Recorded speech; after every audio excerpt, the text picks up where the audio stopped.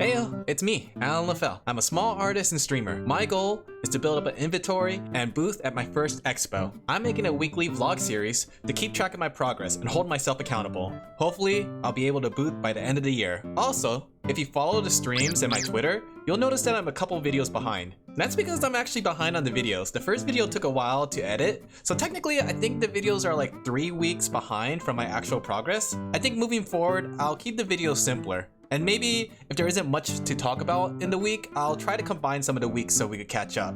A vlog should be up to date, I think. But without further ado, I decided for this week to time my progress with streaming. My plan is to have every Tuesday night art stream to be a merch grind stream. Even if I don't get anything done for that week, I still have the work that I've done on stream to show. And for this week's stream, I decided to organize a lot of information. So I decided to plan out a 80-20 split. 20% of my merch will be my own personal branding, while 80% of it will be fan merch of some kind. On top of that, for my personal brand, I got the idea of doing merch drops based on a friend's advice. I thought it would be better that instead of releasing merch one at a time on a singular basis, I had plans to try to release merch on a bigger event things like 3D debuts and anniversaries, and they'll be packaged together. So it'll be like maybe stickers, keychains, and a little card together, or maybe a blanket and a pillow together, something like that. As for the 80%, it's the fan merch, and I think I talked a lot about it last stream, the Hololive, Pokemon, and Hoyo stuff. Well, during the stream, rather than drawing some new stuff, because I did have a lot of sketches that I could work on, I decided to go digging through some files. I have been drawing for quite some time at this point. I have made a lot of fan art looking back at it. And boy, was there a lot of things to go through. I had a lot of finished works, I had a lot of incomplete works, and I had a lot of things that need cleaning up. But looking through it, I felt a little bit more confident having more art than I thought I did, and a lot of them being really usable. It'll save me a lot of time since I don't have to draw everything from scratch. But I'm gonna still draw some new stuff from scratch. While the weeks did have its ups, it also had its downs. A bit of personal life things got me emotionally drained, and on top of that, I saw a video that talked about the current state of Artist Alley.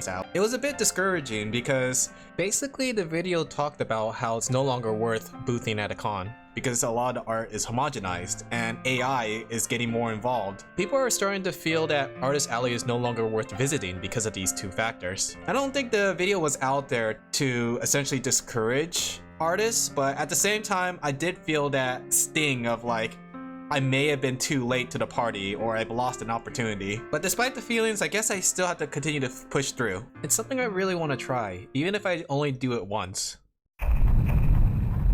With all that in mind, I still wanted to make physical items of my art. If the Artist Alley thing doesn't work out, maybe I could try starting an online shop. So from now on, I'm adding starting an online store into the list of goals, right? That way, even if I don't ever get to booth at an expo or a con, I'll at least be able to sell my works and show it off to the world somehow. There's a lot of options to sell online.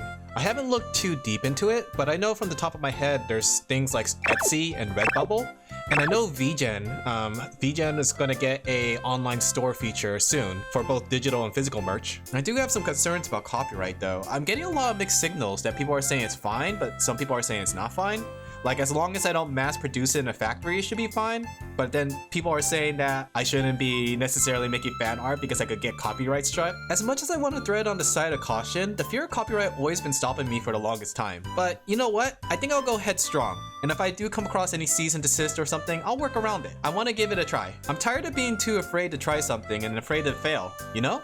I think I've already done that long enough. I'll do my best with this endeavor until the very end. And with that comes the end to week 2.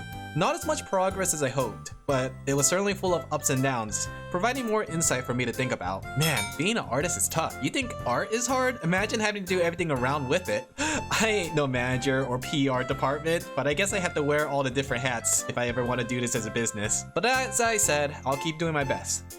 How about you, the artist? You, that's right, you! The one that put me in the background while you draw. I see you, I see you. Have you also came across these self-doubts? Have you also been able to through these kind of things? Share your experiences in the comments and be sure to like and subscribe. Tune in next week for hopefully episode 3. Yay!